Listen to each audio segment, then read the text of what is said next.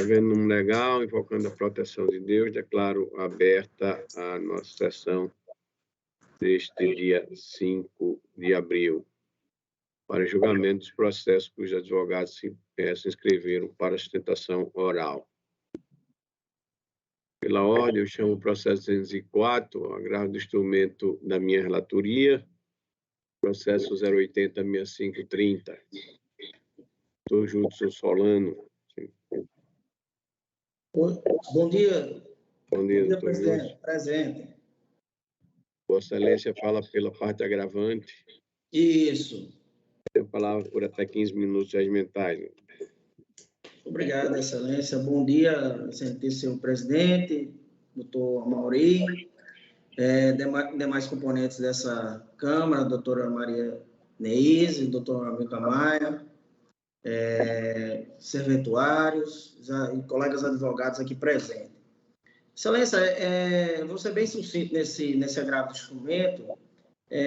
Trata-se de um agravo de instrumento contra a decisão que indeferiu a expedição de ofício requisitório em nome da Sociedade de Advogados, a qual o advogado atuante na causa compõe. Foi indeferido a solicitação de expedição foi feita com base no artigo 85, parágrafo 5 do CPC, que permite a expedição do ofício requisitório em nome da pessoa jurídica. No entanto, o juiz de primeira instância ele indeferiu com a fundamentação de que estaria precluso essa solicitação, né? A requisição, o requerimento de expedição do ofício requisitório em nome da pessoa jurídica foi realizado no momento da intimação para se manifestar sobre os cálculos apresentados referente ao ofício requisitório. Não tendo expedido ainda nos autos o ofício requisitório nos termos da portaria 399/2019 do TJRN, né? Então, nesses termos, Excelência, estou pedindo, como a matéria não tinha sido preclusa em virtude disso, estou requerendo a reforma da decisão para permitir a expedição do ofício requisitório em nome da pessoa jurídica, a qual o advogado atuante na causa faz parte, referente aos honorários contratuais e comerciais. Nesse sentido, peço deferimento aí do agravo de instrumento, nesse sentido. Obrigado pela atenção. Bom, Excelência, muito obrigado pela participação. O voto já disponibilizado, vejo aqui que não há divergência. Eu estou caminhando pelo desprovimento do recurso. Na verdade, o que se discute o contrato dos honorários estabelecido entre as partes, e eu estou, nesse sentido, resumidamente, no que interessa, assentando na ementa o seguinte,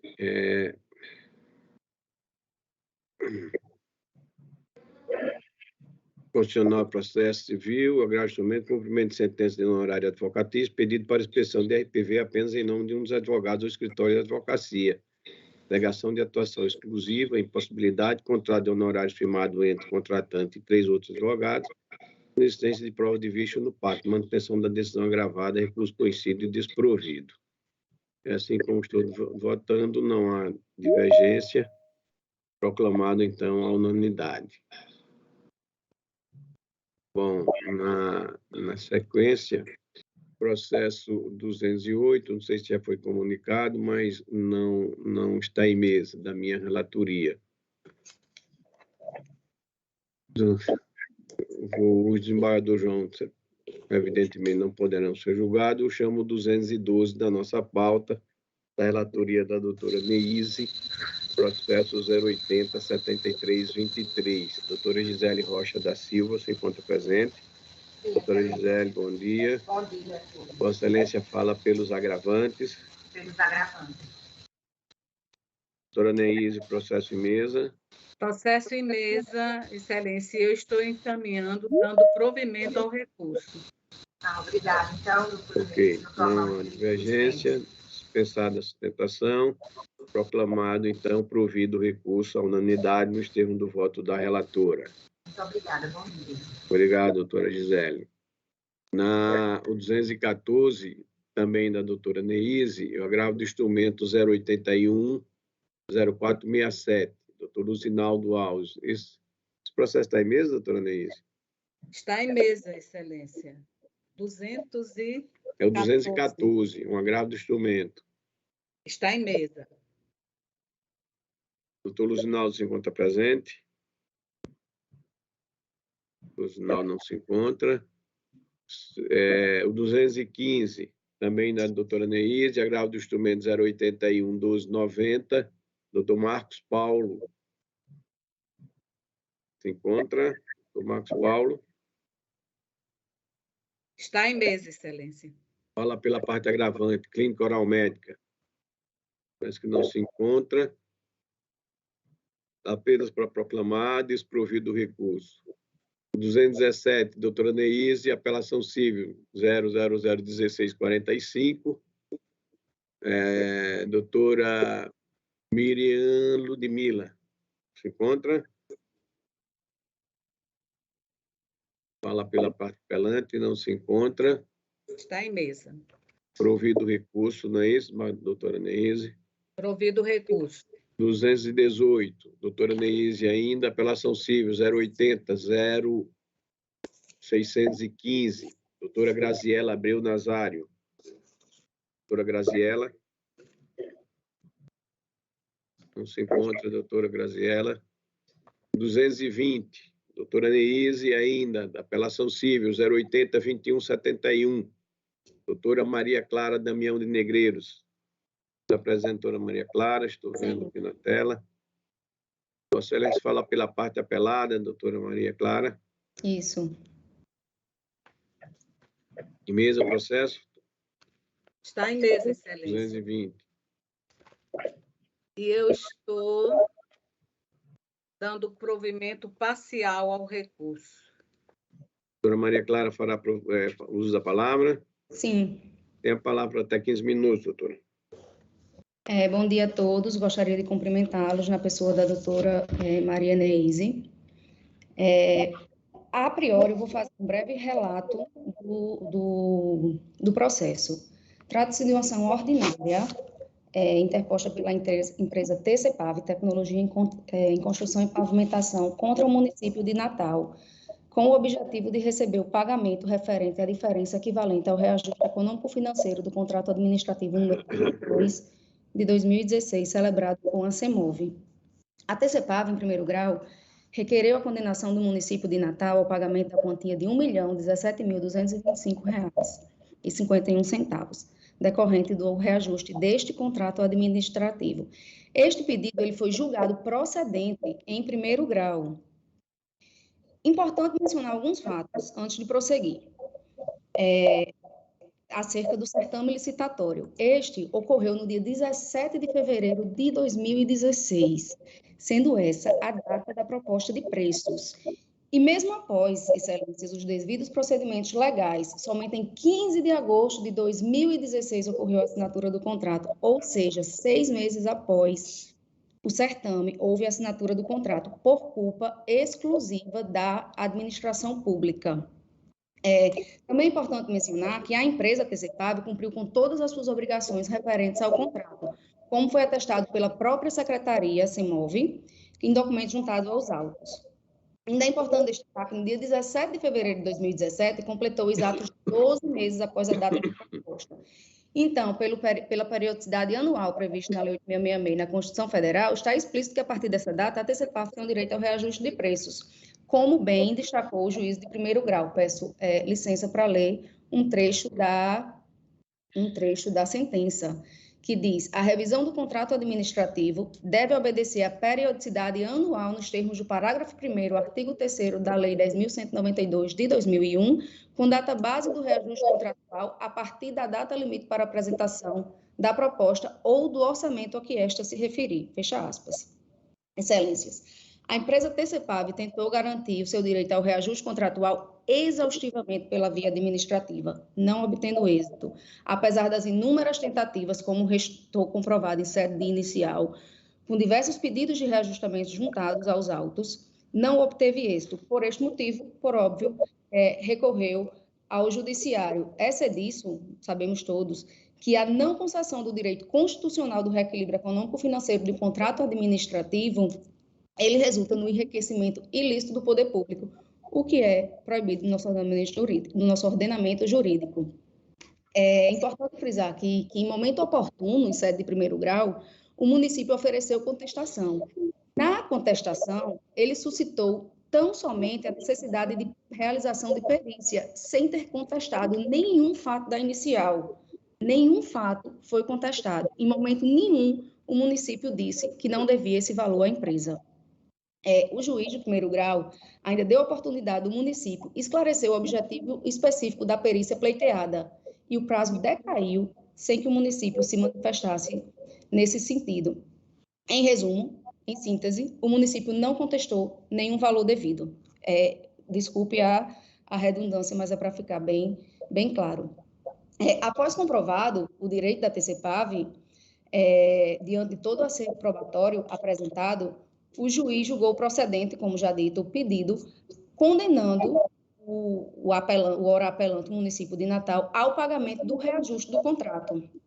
Após a sentença que julgou procedente tal pedido, em sede de apelação, o município alega que é inexplicável que, após 7 aditivos, a empresa reclamou o reequilíbrio econômico-financeiro do contrato, o que claramente, excelências, não é o caso. Como já exposto, a TCPAV solicitou exaustivamente o reequilíbrio econômico-financeiro do contrato pela via administrativa, não tendo sequer tido resposta sobre esses pedidos. Todos os documentos estão juntados aos autos.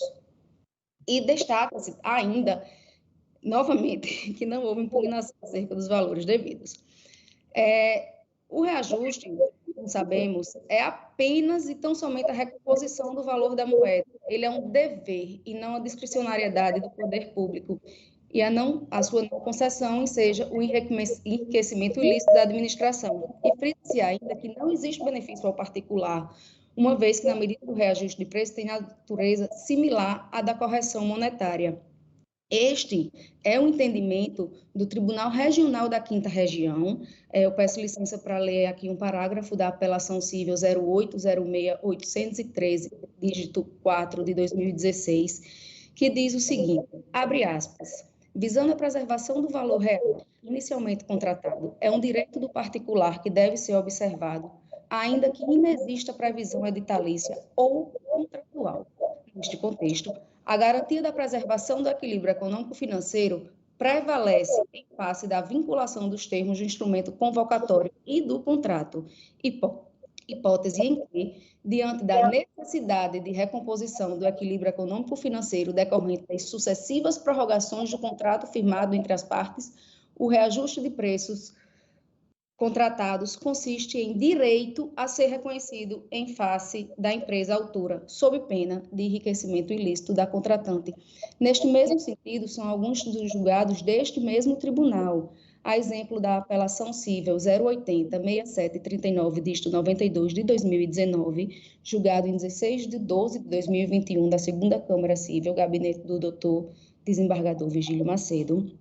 A exemplo ainda da apelação civil 0805-405, dígito 66 de 2011, julgada em 24 de 6 de 2020, do gabinete do desembargador doutor João Rebouças. Então, diante de todo o exposto da doutrina e jurisprudência, inclusive deste tribunal, a TCPAV requer que a condenação arbitrada em primeiro grau seja mantida. A TCPAV requer que a sentença de primeiro grau seja mantida na sua totalidade. É importante também, outro tópico da apelação é que o município do Natal requereu a redução dos honorários advocatícios para que seja realizada de forma equitativa, excelências, conforme o entendimento desta questão. A exemplo da apelação civil 0815-2018, 59, dígito 59, 2018, e da apelação civil 080-1521, dígito 51, de 2020, esta última de relatoria da doutora juíza Maria Neise, os honorários advocatícios, eles devem ser fixados de acordo com os critérios objetivos do novo Código do Processo Civil. E ainda, diante da recente decisão do Tribunal de Justiça, em 16/3, agora recente, quando do julgamento do tema 1076, os recursos repetitivos, que por maioria decidiu pela inviabilidade da fixação de honorários de sucumbência por apreciação equitativa, quando o valor da condenação ou proveito econômico forem elevados. Então, excelências, no que tange aos honorários advocatícios, eles devem seguir a regra objetiva do novo Código do Processo Civil e, após o julgamento do tema mencionado, não há mais nem espaço para essa discussão. Então, para ser sucinta, em razão de todo o exposto, o apelado requer o provimento total da pretensão das contrarrazões, de forma que a decisão do juiz Wacó seja mantida em todos os seus termos quando da condenação do município e também no que tange ao pagamento dos honorários advocatícios. Obrigada pela atenção de todos. Obrigado, doutora. Doutora Neise tem a palavra. O voto está disponibilizado e eu peço licença para ler apenas a ementa. Pois não, excelência. Administrativo e processual civil, apelação cível e remessa necessária, ação de cobrança, reajuste de contrato administrativo, procedência, ausência de previsão contratual para o reajuste, início da execução dos serviços postergada pela administração por 6 meses da proposta do preço e com prorrogação do tempo do serviço. Circunstâncias que justificam o reajuste pretendido. Manutenção da sentença que se impõe quanto a este ponto. Julgado que analisou de forma minuciosa todos os argumentos e documentos acostados aos autos. Possibilidade de adoção da técnica de fundamentação pré-relacionem. Precedentes do STJ neste sentido. Fixação de honorários advocatícios em 10% sobre o valor da condenação. Pleito recursal para definição por equidade. Não cabimento. Sentença ilíquida e proferida em desfavor da Fazenda Pública. Percentual dos honorários sucumbenciais a ser fixado apenas na liquidação da sentença. Inteligência do artigo 85, parágrafo 4º, inciso 2 do CPC 2015.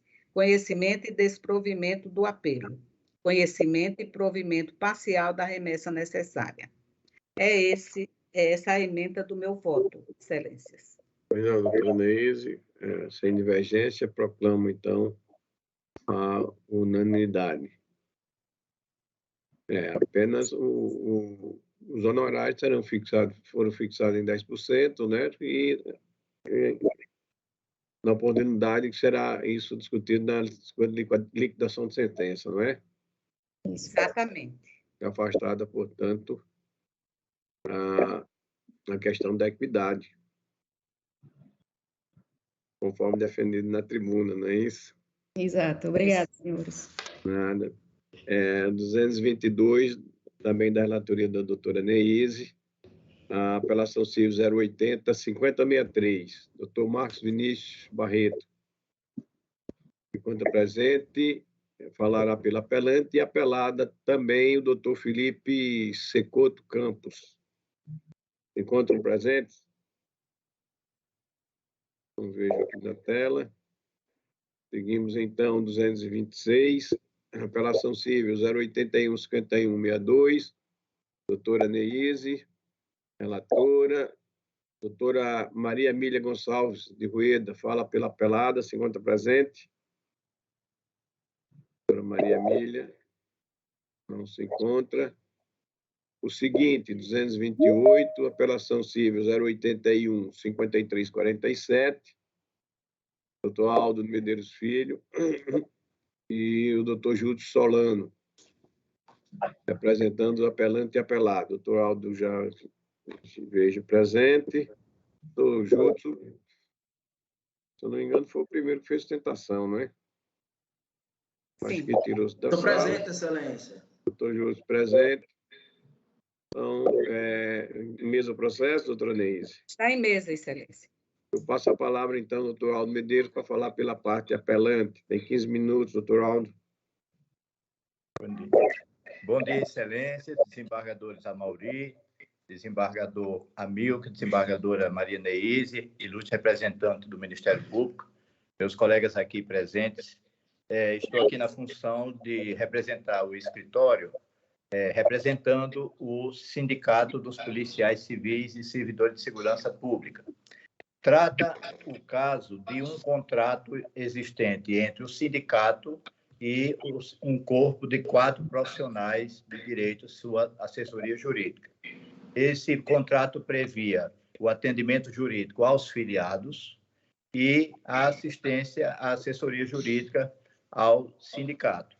E previa uma remuneração mensal fixa a cada um dos 4 advogados, existindo, porém, paralelamente, um contrato que foi objeto da presente apelação, onde haveria, no caso de atendimento de processos com os filiados ao sindicato e sindicalizados, uma remuneração em função com a natureza de êxito. Essa remuneração seria destinada a remunerar os profissionais e pagas, evidentemente, por quem recebesse o proveito econômico. O contrato que foi apresentado para fundamentar essa demanda, ele, embora pós-datado em relação à distribuição do presente feito, ele foi acrescido o número do contrato de forma manuscrita, provavelmente após, e estabelece que o sindicato deveria pagar 10% sobre o valor de 2 causas.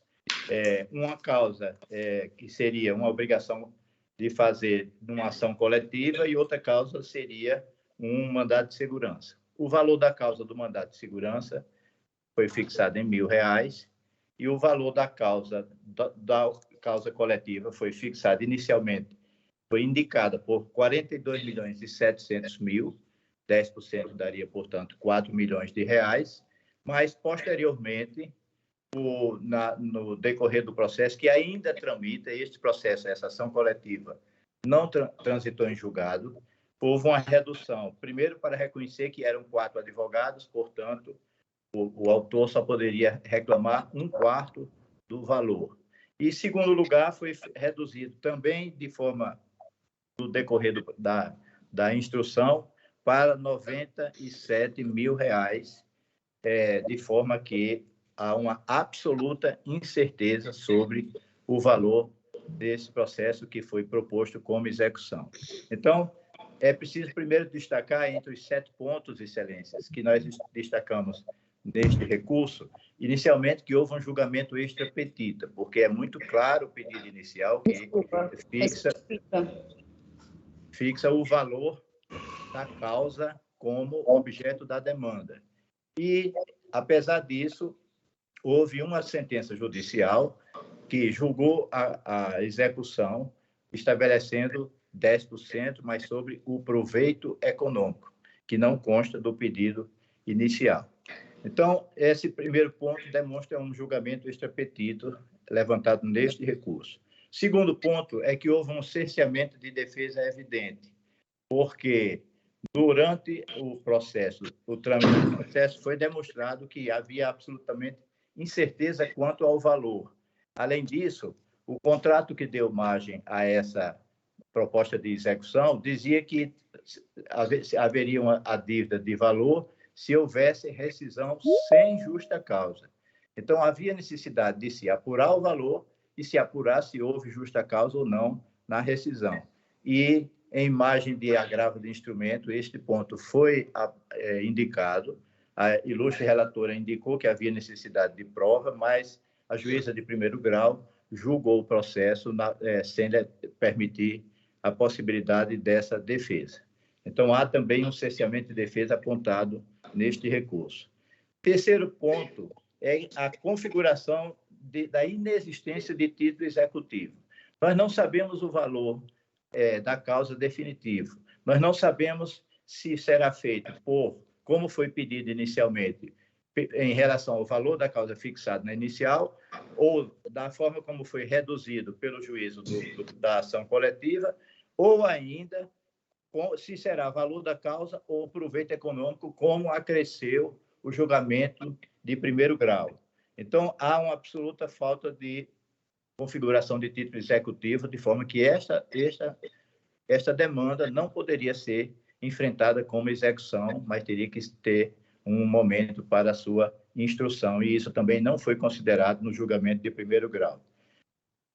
Outro ponto importantíssimo, Excelências, é que o sindicato não tem legitimidade para figurar no polo passivo dessa demanda, porque mesmo que prenda faleça a remuneração com base no proveito econômico, quem terá proveito econômico da demanda serão os filiados. Então, o sindicato está sendo demandado para pagar R$ 4 milhões, conforme o pedido inicial, de uma demanda que não receberá nenhum centavo, que não terá nenhum proveito econômico. É evidente que houve um equívoco de natureza extremamente grave e que o sindicato não tem legitimidade para integrar a demanda no polo passivo, como foi proposto. A ausência de certeza, liquidez e exigibilidade do título é muito evidente, como nós já falamos aqui. Nós não sabemos primeiro, se o título é legítimo, porque não houve fim da prestação do contrato. O contrato foi firmado pelo sindicato com 4 advogados. 3 advogados continuam prestando o serviço, inclusive 3 deles assinaram os embargos dessa execução. Um único advogado se afastou e está demandando o objeto integral do contrato. Então, é evidente que não há certeza, liquidez ou exigibilidade do título, porque não se tem o valor e não se tem quem vai pagar e não se tem quem será beneficiado. Tudo isso são questões ainda em aberto. O 6º ponto que é importante destacar, Excelência, eu estou tentando ser bem conciso, porque eu estou vendo a quantidade de processos em mesa e de colegas aguardando, é a faculdade de escolha do devedor. Se é para pagar ou o proveito econômico ou os 10% do valor da causa, 10% do proveito econômico ou 10% do valor da causa. Então, trata-se de uma obrigação alternativa. E, neste caso, o Código Civil, no artigo 252, prevê que a escolha caberá ao devedor. Nós precisamos atentar para que, da forma como o processo caminhou, a necessidade é evidente de se possibilitar ao eventual devedor, que o sindicato é parte ilegítima e não reconhece essa execução. Então, há de se dizer que, em tudo correndo contra ele, ele teria a possibilidade legal de escolher qual das duas alternativas seria por ele enfrentada. E, finalmente, reiterar, como 7º ponto, a inadequação da via eleita. Existem controvérsias muito fortes em aberto, como já foi destacado aqui. Não há absolutamente certeza se isso é um título, se existe um título a ser executado diante da falta de indicação clara de quem está, evidentemente, com a obrigação de cumprir o eventual êxito das ações, de serem 4 os advogados que teriam direitos a honorários e não somente o aqui apelado. A liquidez do título é absolutamente incerta e inexistente. Então, é como se estivéssemos tratando de uma execução de um título absolutamente inexistente, o que exige que seja aplicado o absoluto atendimento dos pedidos formulados neste recurso. Agradeço a atenção de todos e peço pelo provimento integral do recurso. Obrigado, doutor Aldo Medeiros. Passa a palavra ao doutor Júlio Solano, por iguais 15 minutos regimentais. Bom dia, excelências, doutora Maria Neise, senhora relatora, demais componentes da turma. Excelência, primeiro, me estranha a sustentação oral do doutor Aldo, até porque a OAB apresentou memoriais nos autos, defendendo a causa a que me a tese do apelado, a que me faz parte. Entendeu, Excelência? E, inclusive, atravessou a procuração nesse sentido. No entanto, me estranha a sustentação oral dele, que nem habilitado nos autos está. Mas vamos em frente. Excelência, inicialmente dizer a vocês que o valor da causa, a vossas excelências, o valor executado não é nem de perto os milhões de reais que dizem.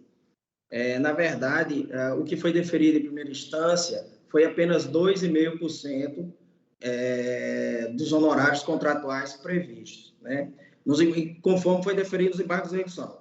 Nos embargos de execução foi deferido o seguinte: parcialmente procedente os embargos de execução, devendo a execução prosseguir nos seguintes termos: valor correspondente a 1/4 dos honorários contratuais devido ao embargado, baseado no proveito econômico obtido na ação coletiva tal, conforme prevê em contrato, e o valor correspondente a 1/4 dos honorários contratuais devido ao embargado, baseado no valor da casa do mandado de segurança, né? Isso é o que era previsto nos dois contratos. Eram dois contratos, um de prestação de serviço e outro contrato de honorários. O contrato de prestação de serviço era resguardado 10% da verba, qualquer ação de verba de natureza pecuniária correspondente aos honorários. Era resguardado isso ao advogado, certo? Com relação ao contrato de honorários, desde que fixado em instrumento próprio. No ajuizamento das ações, foi formalizado instrumento próprio específico para o ajuizamento das ações.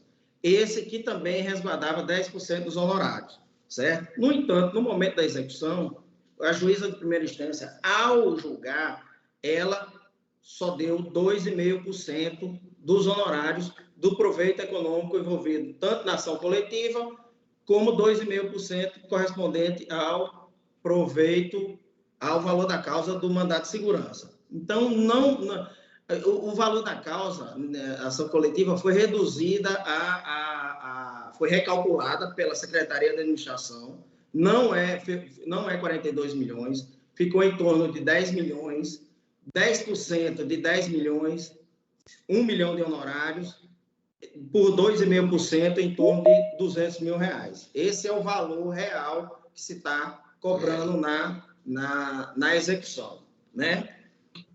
Então, não é milhões de reais que estão envolvidos. Na verdade, são R$1.000, e conforme os memoriais da Ordem dos Advogados foram juntados aos autos, defendendo ao recebimento desses honorários, né? Por isso que eu disse que eu estranho a presença aqui do doutor Aldo, não defendendo o lado do advogado receber os honorários devido previsto em contrato. Mas, tudo bem. Com relação às preliminares de cesseamento de defesa e de julgamento extra-petita, é importante dizer que, com relação ao cesseamento de defesa, não houve pedido justificado para audiência de instrução. Não houve justificativa nesse sentido. A decisão da juíza de primeira instância, ela foi bastantemente fundamentada com relação ao indeferimento, porque achava a audiência desnecessária e não tinha nada a acrescentar aos autos, e que as provas acostadas aos autos já era suficiente para o julgamento da lei. Com relação ao julgamento extra-petita, o corpo da execução é bem claro, no sentido de que o que se pede é o que está baseado no contrato. 10% do valor dos honorários correspondente ao proveito econômico ou valor da causa, nas ações ajuizadas. No entanto, a juíza reduziu de 10 para 2,5, porque dividiu por 4 advogados. Ok? Isso daí, não estamos questionando o acréscimo desses honorários, mas sim a sua manutenção, né? Com relação às ações, tanto o mandato de segurança como a ação coletiva, ambas já transitaram em julgado para a parte apelante, ambas. tanto o mandato de segurança, que no mandato de segurança, foi concedida a segurança para a implantação das progressões funcionais, elas foram implantadas, foram pagas, foi concedido, foi implantado, como eu disse, as progressões funcionais, determinou que os efeitos financeiros fossem aplicados, fossem implantados também, foram implantados, inclusive confessado pelo sindicato, em matéria publicada no seu site, consta nos autos aí no ID 9820936, folha 19, e no ID 9820937, folha 02. Então, o sindicato reconhece, está provado nos autos, que houve o cumprimento da obrigação de pagar e a obrigação de fazer objeto das ações, inclusive com recebimento dos valores retroativos, administrativamente, cumprindo todos os requisitos para a cobrança dos honorários, né? Isso está provado nos autos, está comprovado e confessado pelo sindicato, inclusive, até pelos embargos de execução impetrados na ação coletiva, o sindicato ele reconhece que o valor da causa que o proveito econômico é oferível. Esse proveito econômico é oferível e foi oferível pela Secretaria de Administração por 2 vezes, não uma vez, por 2 vezes. Né? Está provado também nos autos através da juntada do processo administrativo. Então, com a revogação da procuração, o cumprimento da obrigação de pagar e de fazer, e o cálculo realizado pela Secretaria de Administração, confere plenos direitos à execução dos honorários. O impacto financeiro, consta nos autos no ID, o impacto financeiro e o reconhecimento da dívida, consta nos autos no ID 9820962, folhas 20, e no ID 9820968. Nesse mesmo ponto, Excelência, também não se deve levar em consideração a inadequação da via eleita, porque os requisitos para a execução do contrato foram cumpridos, né? Tanto a liquidação através da Secretaria de Administração, conforme a sentença de primeira instância determinou, tanto quanto a revogação da procuração e tanto como os valores reconhecidos pela própria administração na matéria publicada no seu site, certo? E, por fim, Excelência, gostaria de ressaltar o recurso repetitivo 1076 do STJ, que foi julgado agora no dia 16/3, a qual determina a aplicação ipsiliter do Código de Processo Civil, a qual prevê inicialmente a cobrança dos honorários em cima do valor da condenação, valor do proveito econômico e, por fim, valor da causa, né?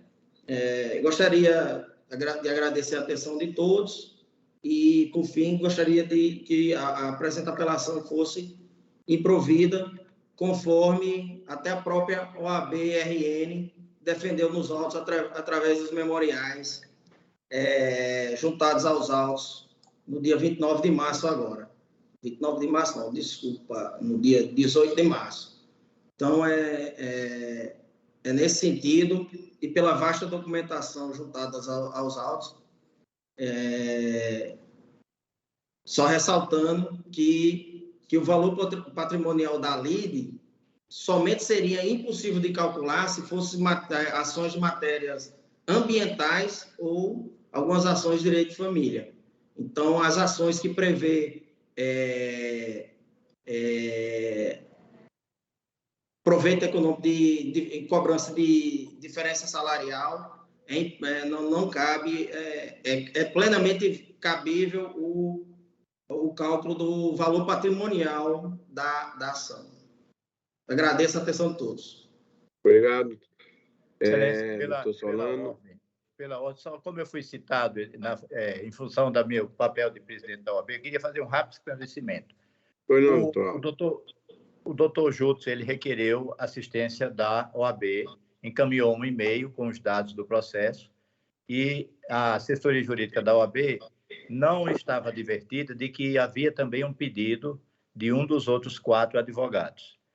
Então, em razão disso, a OAB fez atravessou nos autos um pedido para que não fosse considerada a sua intervenção, uma vez que tratava-se de direitos de advogados dos 2 lados, e ela, usando da sua função oficial e legal, iria tentar conciliar através do Tribunal de Ética e Disciplina. E só complementando a informação, 2 dos 4 advogados contratados do sindicato integram também o meu escritório, de forma que o meu escritório estava desde o início atuando, e eu apenas não fui advertido de que haveria essa intervenção da OAB, desse pedido de intervenção da OAB, de forma que foi só um mal-entendido. A OAB vai continuar tentando uma conciliação através do Tribunal de Ética e Disciplina.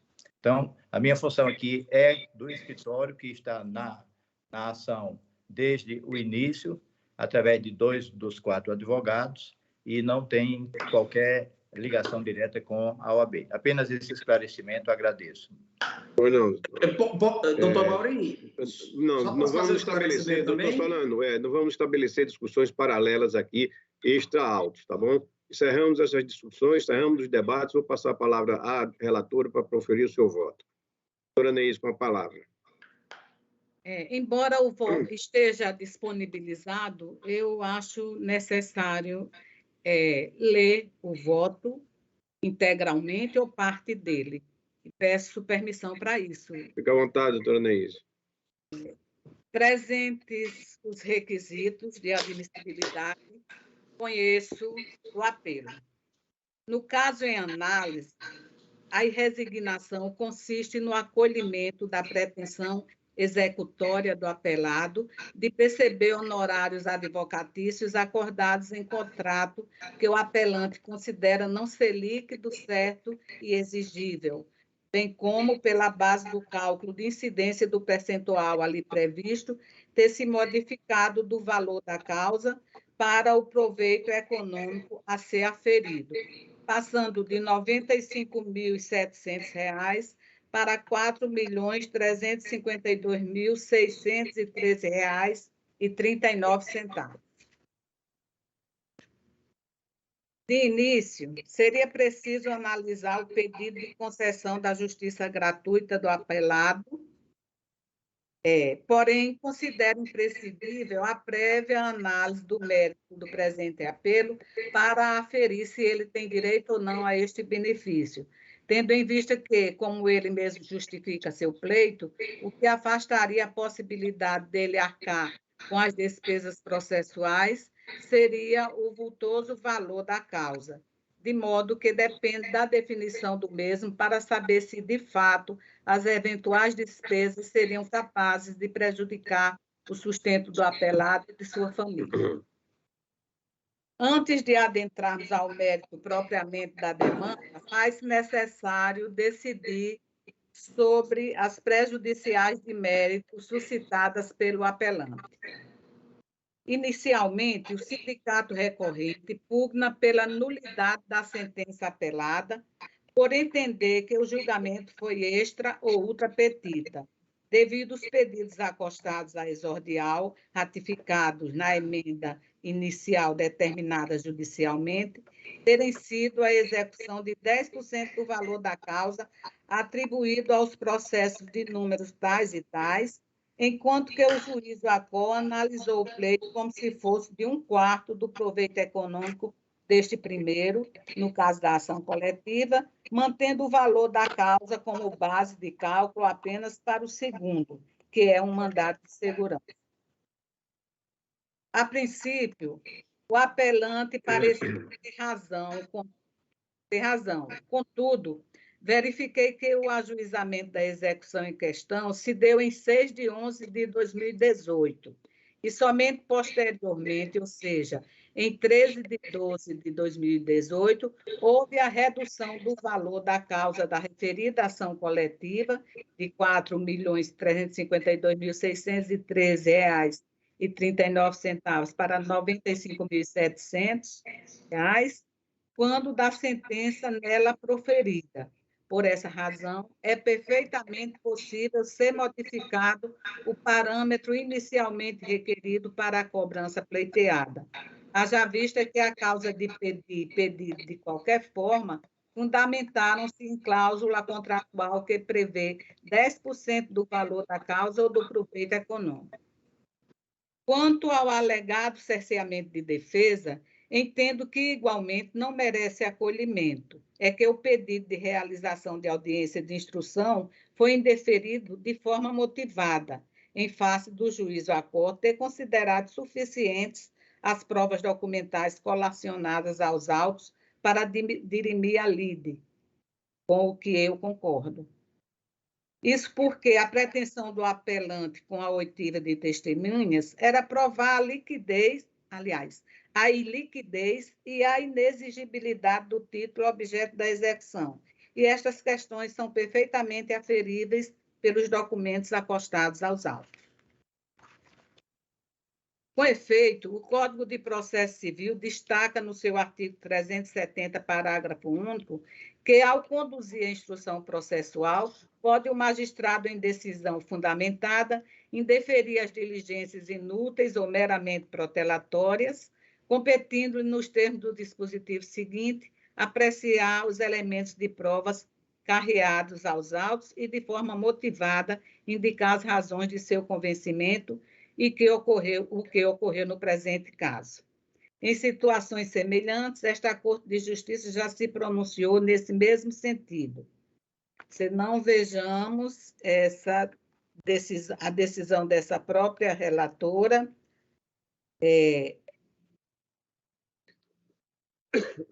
numa apelação cível de 9/12/2021. E também outra jurisprudência, no mesmo sentido, do desembargador Cláudio Amorim dos Santos, numa apelação cível, igualmente, na primeira Câmara, em 17/12/21. Assim sendo, não há como acolher a prejudicial de mérito suscitada. Quanto ao mérito em si da demanda, sim, essas são as preliminares que eu estou rejeitando.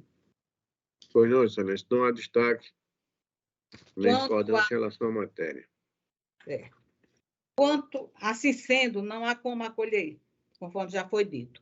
Quanto ao mérito em si da demanda, o apelante traz aos autos várias questões que tornariam o título executado ilíquido, incerto e, portanto, inexigível.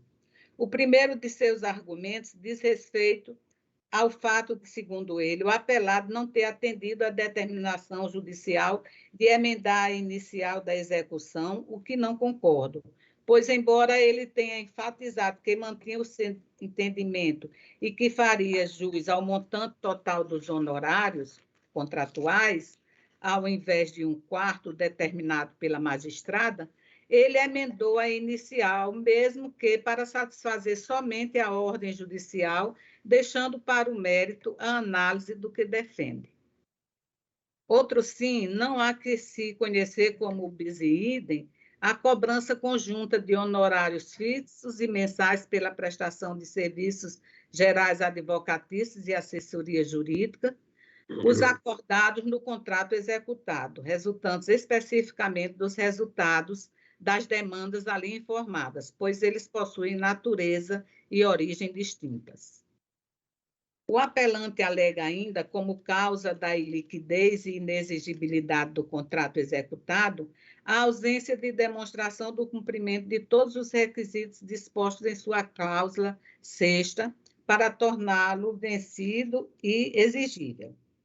Consoante a referida cláusula, a obrigação contratual seria considerada vencida e, portanto, exigível se houvesse, abre aspas, a revogação do mandato outorgado pelos contratantes aos contratados sem culpa dos contratados, fecho aspas, abro aspas, o não prosseguimento do serviço por descumprimento dos deveres assumidos pelo contratante e ou se ocorresse, abro aspas, a perda da exclusividade dos contratos no patrocínio da causa em virtude do subestabelecimento ou habilitação de novos advogados. Fecho aspas.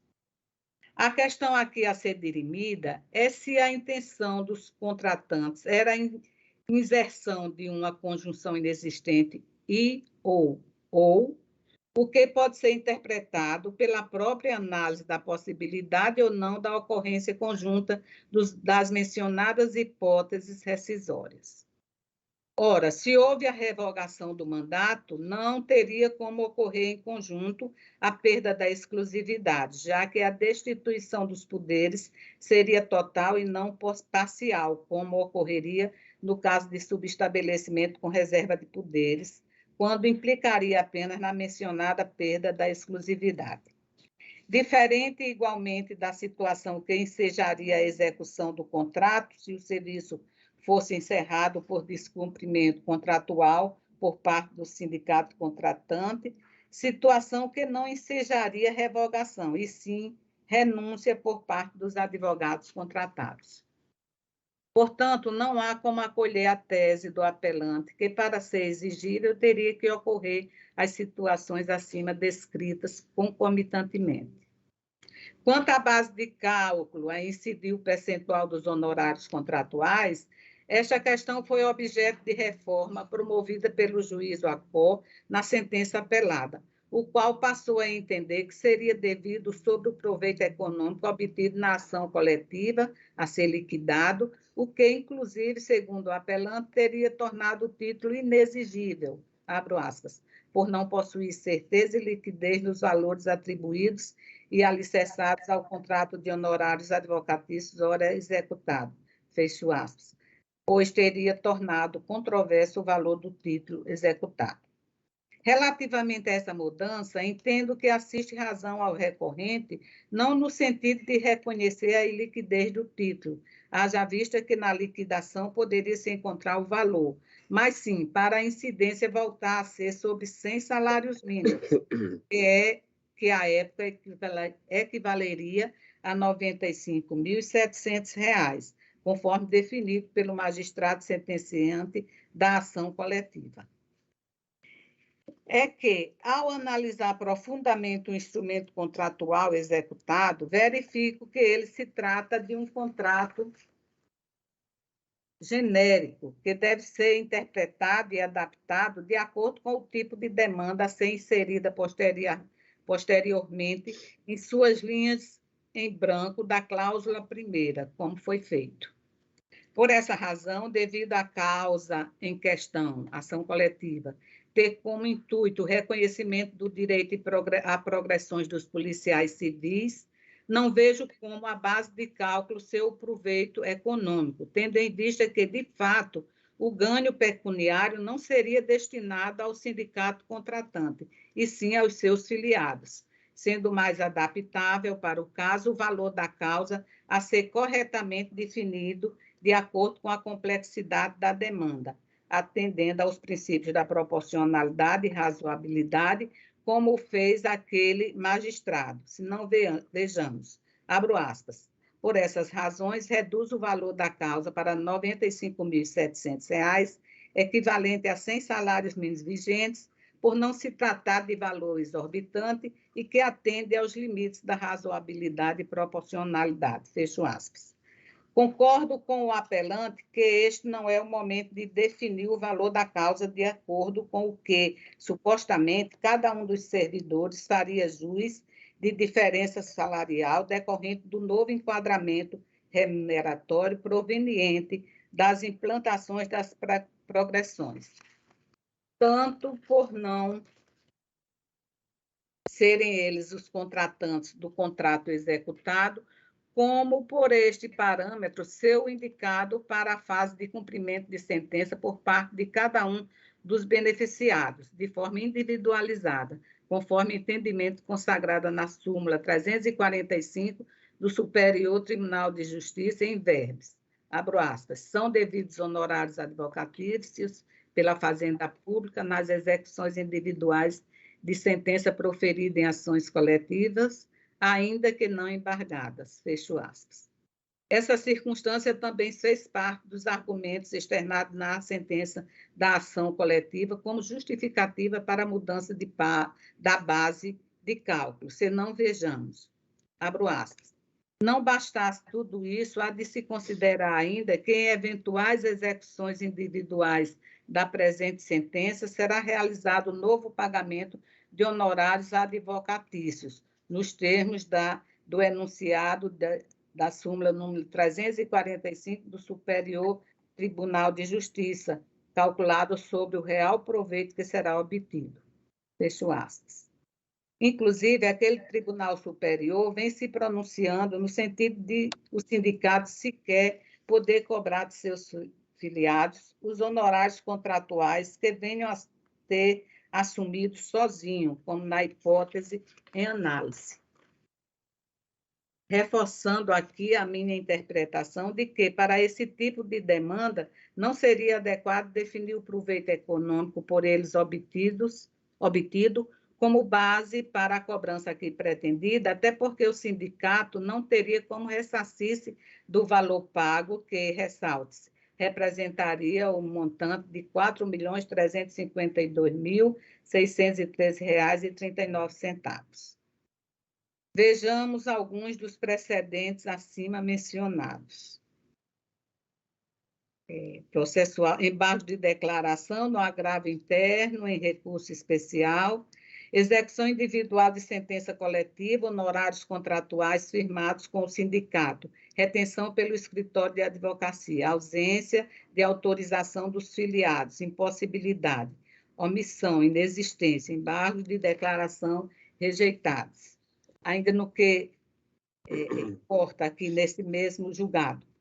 Com efeito, consoante entendimento firmado por este egrégio superior Tribunal de Justiça, o contrato celebrado exclusivamente entre o sindicato e o advogado não vincula os filiados, em face da ausência de relação jurídica contratual entre estes e o advogado.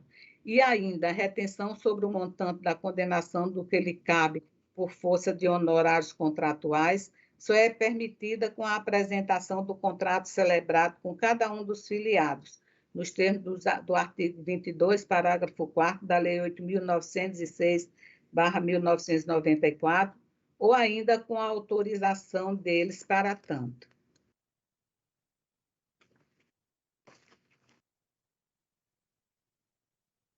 Esse é da relatoria do ministro Manuel Herdraque, desembargador convocado do TRF-5, primeira turma, julgado em 13 de 11 de 2021. Outro é o processual civil, agravo interno, também recurso especial, submissão à regra prevista no enunciado administrativo 3 do STJ. Execução contra a Fazenda Pública, honorários contratuais, retenção sobre montante da condenação, sindicato, contrato celebrado com cada um dos filiados, precedentes.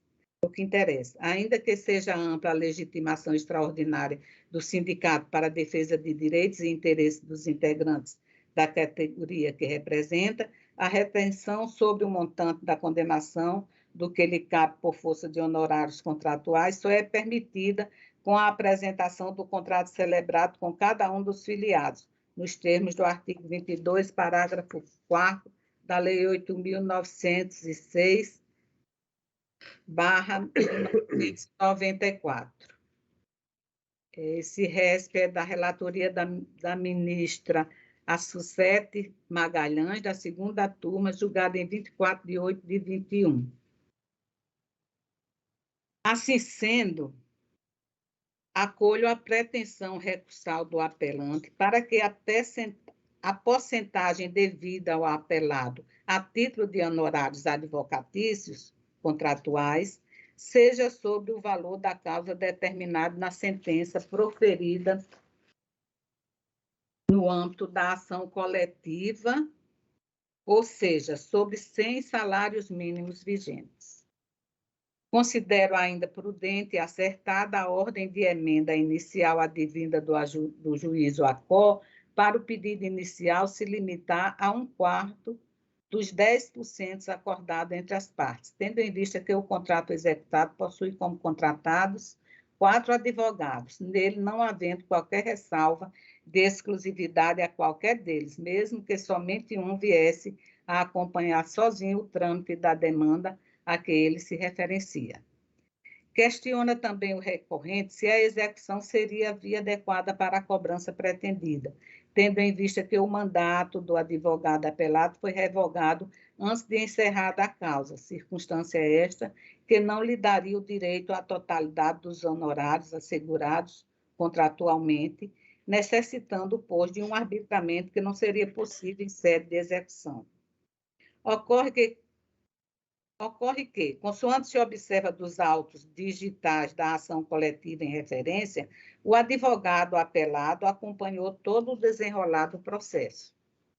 É que, apesar do seu mandato ter sido revogado em 30 de janeiro de 2018, antes de proferida a sentença em 13 de 12 de 2018, verifica-se que os advogados que permaneceram com os poderes procuratórios não praticaram qualquer ato processual posterior à sua saída, tendo inclusive renunciado ao direito de produção de outras provas, assim como o Estado. Portanto, não houve posterior instrução processual alguma, havendo assim o julgamento imediato da lide, o qual sequer foi objeto de apelo por parte do sindicato ou do Estado. Assim sendo, não houve trabalhos outros realizados pelos remanescentes advogados contratados que sejam relacionados ao direito buscado pelo sindicato em favor dos seus filiados, tendo como concluída a demanda proposta, cujo direito, que foi reconhecido, inclusive, segundo noticiam os autos, já vem sendo implementado até administrativamente. Por essas razões, não há por que não reconhecer exigível a totalidade que lhe cabe dos honorários avançados. Por fim, no que concerne à resignação quanto à imposição da integralidade dos ônus sucumbenciais em desfavor do apelante, entendo que o julgado apelado merece reparo.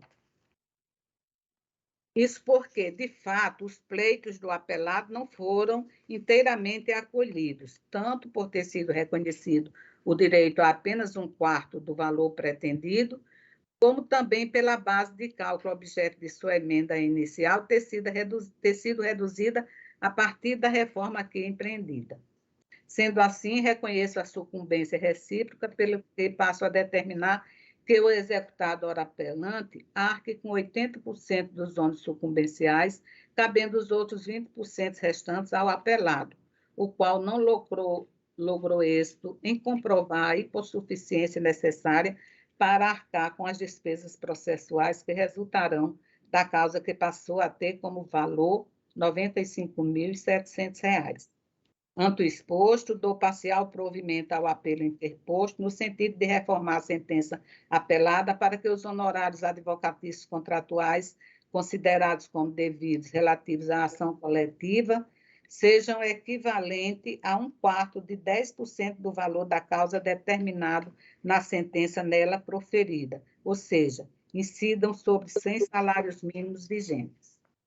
Outro sim, em vista da reforma aqui empreendida, reconheço a sucumbência recíproca, que passo a determinar que o executado ora apelante arque com 80% dos ônus sucumbenciais, cabendo os outros 20% restantes ao apelado. É como voto, Excelência. Desculpe na leitura. Absolutamente, doutora Neise. Muito bem exposto o voto de Vossa Excelência. Observo que não há divergência em relação ao seu posicionamento e proclamo, então, provido parcialmente o apelo nos termos do voto da relatora, decisão unânime. Agradeço a participação dos advogados. Vamos seguir. Pois não, Embaixador Cláudio Santos, prazer tê-lo em nossa Câmara. Bom dia a todos. Bom dia. Estou aqui convocado para trabalhar Bom dia aos integrantes, doutora Neís, desembargador Amilcar, doutor Artemio, doutor Jutsu, doutor Diego, doutor Laplace, doutora Rossana, pelo Ministério Público. Bom dia. Bom dia, advogados. Prazer em revê-los fortes e saudáveis. Bom dia, desembargador Cláudio Santos. Prazer é nosso. Seja sempre bem-vindo. É uma honra tê-lo aqui, desembargador. Obrigado, presidente. A sua convocação foi para o 205 da pauta, não é isso, Luciana? 205, isso mesmo, desembargador. 205 da pauta anterior. Doutor Laplace, doutor Maurício, enfim. Esse processo foi iniciado, né? Já houve sustentação oral pelo doutor Renato Moraes. É o agravo do instrumento 081-172, não é isso? Isso. Desembargador Mauri. Pois não, excelência. Estou vendo aqui a proclamação. Então, a turma seria... porque houve impedimento do desembargador João Rebouças, não é isso? Exato. Isso. Ok. É o 205. Desembargador Cláudio, Vossa Excelência teve acesso ao voto e ao processo? O voto e também verifiquei o processo em si e eu estou acompanhando o relator, excelência. Ok, excelência. Presidente, eu acho que eu afirmei, declarei suspeição nesse processo. Somos eu, o desembargador Amilcar e o desembargador Cláudio. Não é? Isso. É a matéria provido o agravo do instrumento. Certo? Nos termos do voto do relator. A matéria a gente vota da mesma forma na primeira Câmara. Perfeitamente. Matéria já discutida nas outras câmaras. Então, proclamo a unanimidade. A Câmara deu provimento ao agravo nos termos do voto do relator. Você tem mais algum processo que eu possa participar? Gostaríamos que tivesse, Excelência, mas não tem. Vossa Excelência, agradecemos a participação de Vossa Excelência mais uma vez. E é sempre um prazer tê-los aqui conosco. Obrigado. Gostaria de ficar um pouco mais na Câmara para aprender um pouco mais com os ilustres colegas, mas não vai ser possível que eu volte ao trabalho agora. Grande abraço. Eleitoral mais tarde. Um abraço a todos, saúde. Um abraço, saúde. Saúde. Bom, então vamos seguir com a nossa... Excelência, pela ordem. Pois não. Desembargador, eu queria só saber, referente a um processo de número 66, se ele está em mesa ou se ele foi retirado de mesa. Relator, desembargador João Rebouças. Ele não está presente, já foi avisado desde o início. O desembargador Rebouças está em Brasília, no momento. Ok, desembargador, obrigado, então, pela atenção. Tomara. Chamo 232 da relatoria do desembargador Amilcar. Agravo do instrumento 081-1499, doutora Singrid. Está em mesa, senhor presidente. Caterine Cisne de Queiroz. Conta, doutora. Bom dia. Estou vendo aqui. Dia. Vossa Excelência fala pelo agravante. Sim, pelo agravante Valderi Queiroz Xavier. Pois não. Bom dia a todos, bom dia, desembargadores, bom dia a todos os presentes. Eu vou falar aqui de forma breve. Esse agravo do instrumento, ele é decorrente de uma ação que foi movida para recebimento de um prêmio antecipado do seguro de vida, que foi pactuado junto ao Banco do Brasil há cerca de 30 anos. Esse contrato original, ele sofreu algumas modificações, mas o contrato vigente, ele consta uma cláusula para pagamento antecipado, para liberação desse prêmio antecipado, em caso de doença terminal. O agravante, ele é portador de doença de Parkinson, e a legislação dominante, a legislação federal, enquadra a doença de Parkinson como uma doença grave e terminal, independente do estágio em que se encontre as condições físicas do portador da doença. Com base nisso, a parte, ela requereu administrativamente Inclusive, a gerência do banco informou que ele teria direito a esse prêmio de forma antecipada em 100%, em razão da doença, mas administrativamente o pedido foi negado e gerou o ingresso da ação.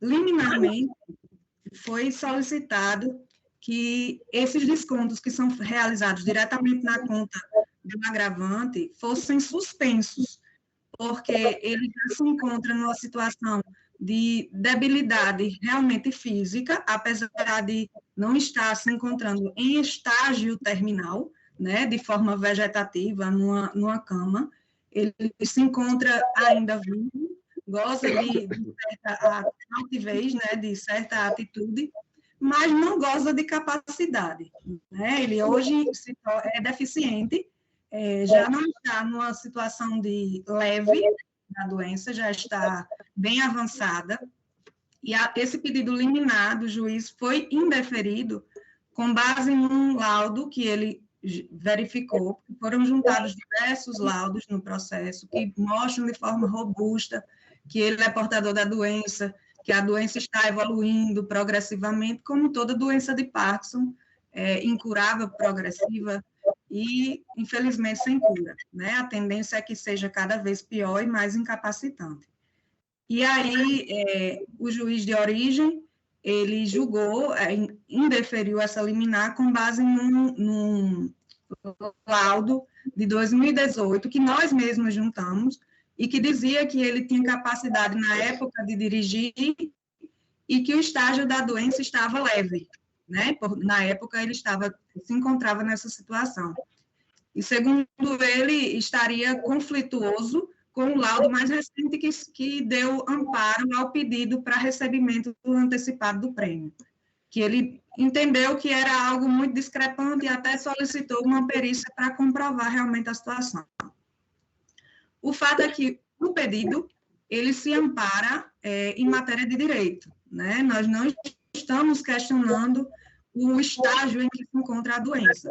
A doença já é debilitante por si, por natureza, né? E o contrato, ele foi feito para amparar em situações como essa, porque se existe uma cláusula, cobertura para doença terminal, com certeza não é para que a parte que estivesse em estágio terminal solicitasse esse prêmio de forma antecipada para pagar a despesa funerária, para pagar a despesa hospitalar, porque é para isso que serve um plano funerário e para isso que serve um plano de saúde.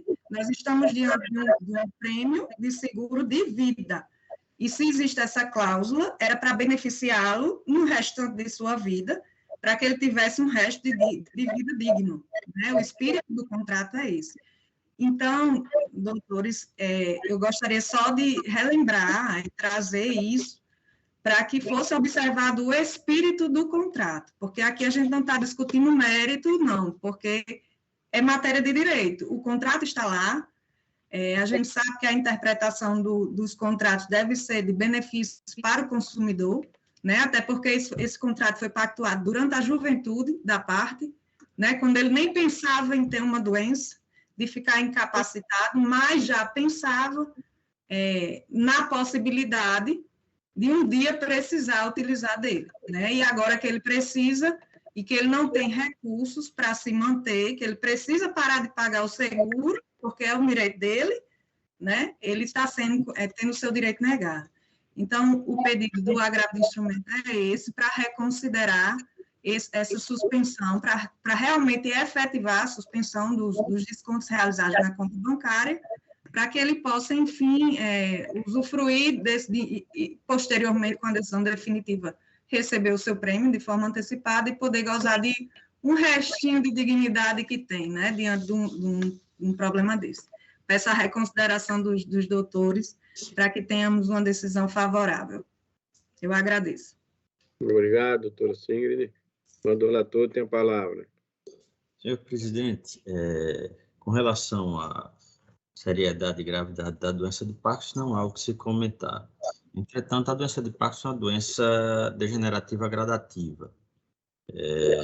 Na situação dos autos, o juiz de primeiro grau, ele entendeu pela necessidade de aprofundamento para saber o real estágio da doença que acomete o agravante, para poder ter direito a essa antecipação do prêmio de seguro de vida. E no presente caso, com todas as vênias, entende que a decisão do juiz ele tem também um caráter cautelar, uma vez que praticamente a decisão terminativa, essa antecipação do seguro, ela praticamente não haveria como, na situação que se encontra hoje, de uma possível reversão ao final da instrução, razão porque eu entendo que deve ser mantida a decisão de primeiro grau. No presente caso, como diz, destacando que trata-se de agravo de instrumento e ainda não devidamente feita a colheita de prova necessária para se ter a certeza da situação, senhor presidente. É como voto. Pois não, excelência. Eu vejo aqui que não há divergência. O grande problema aí é realmente a literalidade, a interpretação literal do que posto no contrato, quando fala do que seja cobertura de doença terminal. Me parece que isso traz uma dificuldade, não só para o segurado, tanto quanto para quem tenta interpretar o contrato. O que seja efetivamente a doença, se a cláusula fala se há estágio terminal da doença ou doença terminal em si. Parece que se quis dar um conceito muito abrangente, né, de doença terminal, e isso traz, sim, uma dificuldade para que, nesse presente momento, possamos assegurar que doença terminal é a mesma coisa que estágio terminal da doença. Algo mais ou menos nesse sentido traz dificuldade quanto à interpretação em si do contrato. Mas, de qualquer forma, penso que o sentido mais adequado seria exatamente de estágio terminal. E isso precisa, sim, de um aprofundamento da questão, que só pode ser examinada com a instrução devida. Digo, como disse o relator, sabemos da gravidade da doença, uma doença degenerativa progressiva. De fato, o quadro de 2018 possivelmente não é o mesmo hoje, o quadro clínico do agravante, não é o mesmo hoje, e não se tem notícia nos autos de que a doença ela estagnou, ou pelo menos regrediu, né? E, pelo menos também ainda não se tem notícia de que essa doença ela possa regredir.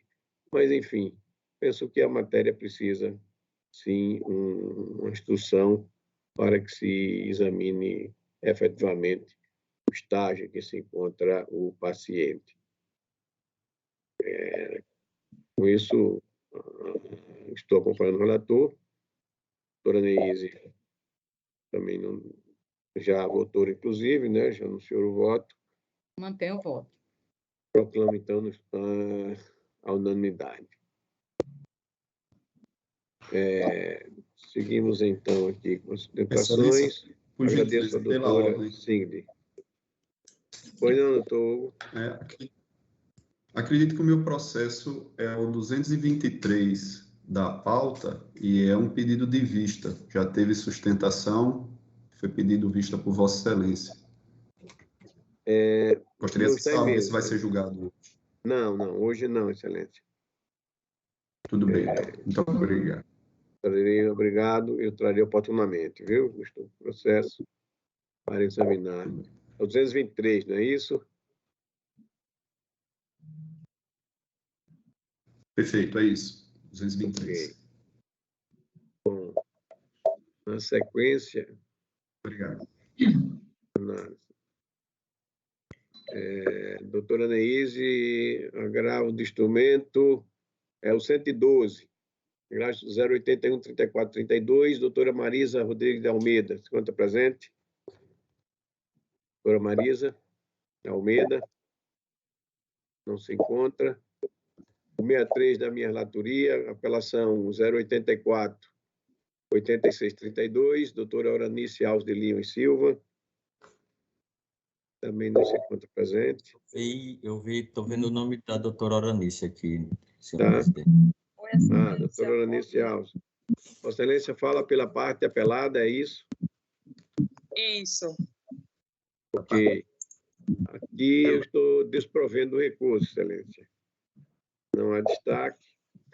Dispensada a sustentação.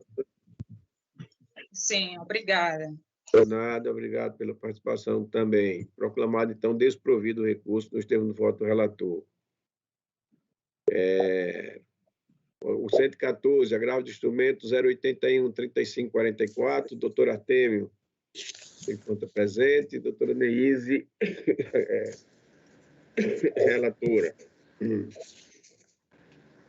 O processo está em mesa, Excelência. Agora, eu gostaria do entendimento de Vossas Excelências, desembargador Amauri, desembargador Amilcar Maia.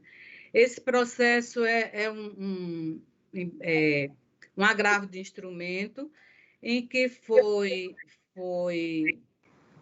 reconsiderada uma decisão que deu concedendo a liminar. No juízo ACO, não foi concedida a liminar, é de guarda, é sobre uma guarda de uma criança de 9 anos.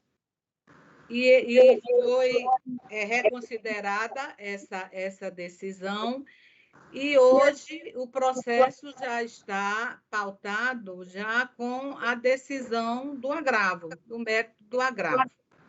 Acontece que ontem o doutor Artêmio ele ingressou com um outro agravo no mesmo processo, lá em virtude da juíza haver concedido uma decisão, haver proferido uma decisão determinando a competência, modificando a competência para conhecer e julgar o processo principal, processo inicial. Eu gostaria, assim, eu queria saber de Vossas Excelências se há necessidade de eu retirar de pauta esse processo para analisar se há necessidade de eu retirar esse agravo, que se trata de guarda, que foi concedida à mãe que se encontra em outro estado. Devido a esse resultado, essa decisão, a juíza ACO determinou que a competência seria do outro estado, da outra comarca, e por isso o doutor Artêmio ingressou com esse novo agravo com relação a essa decisão da competência, da alteração de competência. Não sei se eu me fiz entender. Entendi, excelente. A decisão do primeiro agravo já está disponibilizado. Isso, que é o que nós vamos julgar agora. Exatamente. É mas a juíza... O doutor Artêmio ontem me contactou e da possibilidade de ser retirado de pauta para apreciar esse outro agravo. E, no meu entender, não há necessidade. O agravo é uma decisão no agravo de guarda, e esse outro agravo que foi ingressado ontem é sobre, e pode ser também, é sobre a alteração da competência em razão da decisão que concedeu a guarda à mãe da criança, que se ausentou para outra cidade. A juíza entendeu que, em virtude da modificação, quer dizer, do domicílio da mãe, não é isso? Da Pode que criança, fosse também principalmente. a competência para apreciar o agravo tirado contra a decisão dela. Não só o agravo, o processo. Ela determinou que o processo fosse remetido a outra comarca, onde hoje reside a criança por força de uma liminar que cedeu à mãe a guarda. Então, quem vai julgar o agravo seria lá, a decisão dela. De qualquer forma, o agravo, o mérito do agravo nós temos que julgar, né? Então. Porque parece que o deslocamento de domicílio da infante foi em decorrência da decisão judicial. Caráter liminar. Né? Aí, então, eu acho que o raciocínio do Dr. Artemio é que esse deslocamento de competência seria ou não legal e precederia a própria discussão do agravo. Eu acho que o raciocínio do Dr. Artemio, se não compreendi errado, é isso. Mas o doutor Artemio, Vossa Excelência pode se pronunciar, até para esclarecer, já que estamos apenas tentando, né, ver se julgaremos ou não. É um prazer. Dessa decisão que reconheceu a incompetência é que houve outro agravo. Foi isso. Perfeito. A primeira decisão dela foi já apreciada liminarmente pelo tribunal, que deslocava o domicílio da criança. E este é que está pautado, é o grave de instrumento que está pautado, o deslocamento do domicílio da criança. Mas na quinta ou sexta-feira, houve uma decisão de ofício da doutora Berenice, deslocando a competência para Minas Gerais. Então, eu interpus um agravo de instrumento ontem pela manhã e conversei com a doutora Neise. E aí penso, mas muito modestamente, com toda a vênia, que esta questão do agravo de instrumento de ontem, esse segundo agravo, esse que diz respeito, discute a competência, precederia a discussão, porque se Vossas Excelências entenderem que a competência é Minas Gerais, eu penso que faltaria jurisdição ao tribunal para julgar o primeiro agravo. Com toda a vênia, Excelência. Não sei se é isso. Entendi, Excelência, entendi perfeitamente. Realmente, se julgássemos agora, me parece, nós estaríamos, inclusive, antecipando a decisão no agravo, desse último agravo, que a doutora Neise deverá apreciar. Perfeito. E eu penso, Excelência, que na hora que haveria aí uma inversão aí na ordem processual, que me parece, e o prejuízo poderia ser maior. Isso. E na hora em que a doutora Berenice retira a competência do Rio Grande do Norte, neste momento eu não tenho uma liminar suspendendo. Então, me parece que a decisão está em vigor e, portanto, faltaria competência ao Tribunal de Justiça, já que o processo principal foi desviado para Minas Gerais. Sim. Eu acho que a cautela recomenda, no mínimo uma cautela aí recomendaria, não é? Para ser retirado de pauta. Sim. É isso, né, desembargadores? Porque aí poderíamos só retirar de mesa, não é? Sim. Aí Vossa Excelência fica à vontade. Então, se republicaria de qualquer forma, não tem... E apreciaria a questão, a decisão nesse novo agravo, para se definir realmente se continuamos com a competência ou não. Não é? E parece que o caminho seria isso, não é? Seria isso. A retirada de pauta talvez seja mais aconselhável, porque, como ele foi feito sustentação oral, o doutor Artemio, no caso, seria intimado para, eventualmente, caso ele seja incluído novamente em pauta, né? Caso a relatora entenda pela desnecessidade de aguardar. Ele voltaria para a pauta, Pode ser. Então, a decisão no sentido de retirar de pauta. É a retirada de pauta. E é o que eu estou fazendo. E aguardar a apreciação desse novo agravo, né? Excelência, pela ordem, agradecendo a gentileza de Vossas Excelências em me ouvir, eu só pediria, doutora Neise, para que logo que Vossa Excelência tenha a decisão, volte a pautá-lo, porque de respeito ao domicílio da criança. Pois não, farei o possível, doutor Artemio. Muito obrigado, doutora Neise. Ok. Seguimos, então. Muito obrigado, doutor Artemio. Muito obrigado, um bom dia, bom trabalho. Com as sustentações, esse foi o 114. Doador Amilcar, 192. Apelação civil, 081, 9647. Está em mesa, senhor presidente. Doutora Maria Emília Gonçalves. Já foi chamada a doutora Maria Emília aqui, né? Eu confesso não ter visto o nome dela aqui na relação dos presentes. Ela foi chamada no primeiro processo. Ela tem vários processos aqui. Inclusive o seguinte também é dela, o 170. Inclusive, apelação 082, 7091. Vamos seguir os 169 também da doutora Maria Emília.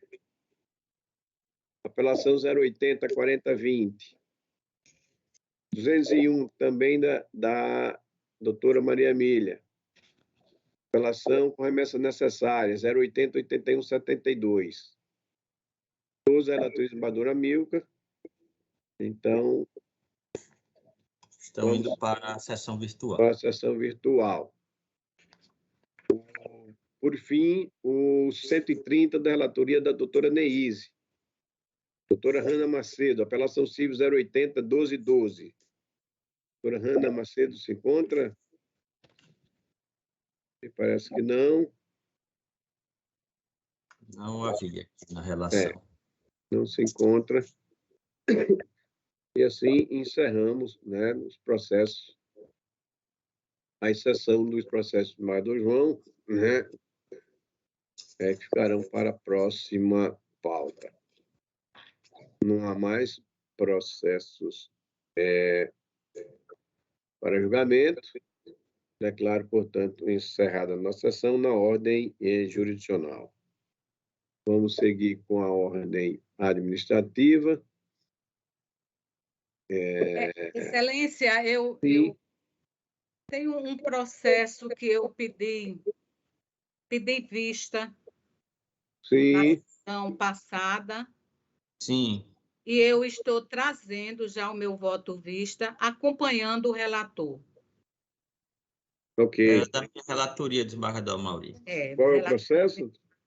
É uma transferência de Universidade de João Pessoa para cá, para Natal. O desembargador João, inclusive, já havia votado. Foi. A sustentação oral do desembargador João já havia votado.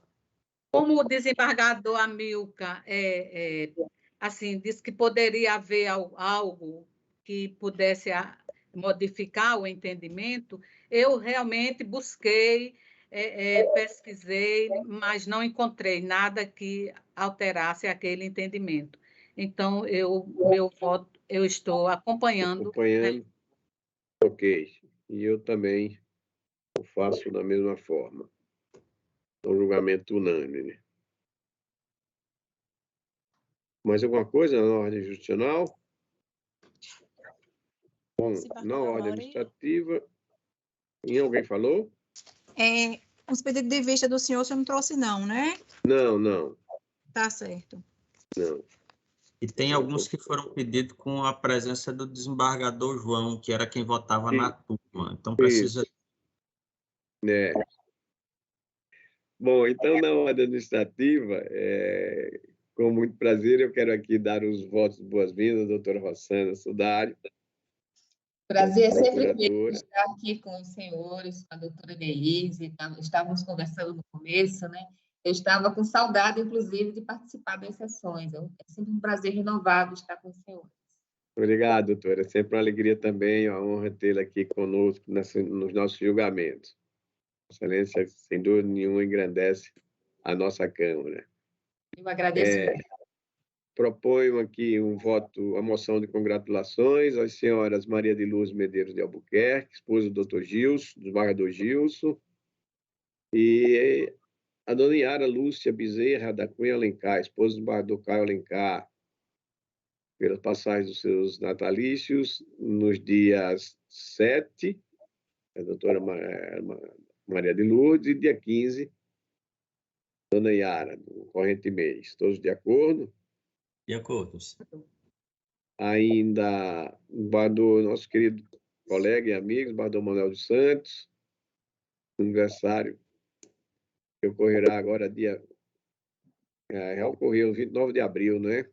Exato. 29 de abril. Nosso querido amigo, tive a honra de tê-lo como meu vice-presidente quando passei pela presidência do tribunal. Todos de acordo? De acordo. Ok. Pela presidência é somente isso. O do amigo é uma proposição. Não, senhor presidente, sem comunicação e proposição. Doutora Neise? Também não tenho, excelência. Doutora Rossana? Se for possível, o Ministério Público também se acostar aos votos de Claro. as felicitações pelos aniversários. Ok. Muito bem, excelência. Será consignado também nas devidas comunicações. Então, não havendo mais nada a tratar, agradecendo a presença, renovando o prazer de tê-los mais uma vez e realizado essa sessão, desejando saúde, bom dia e bom restante de semana a todos. Um grande abraço, declaro encerrado. Um abraço e saúde para todos nós.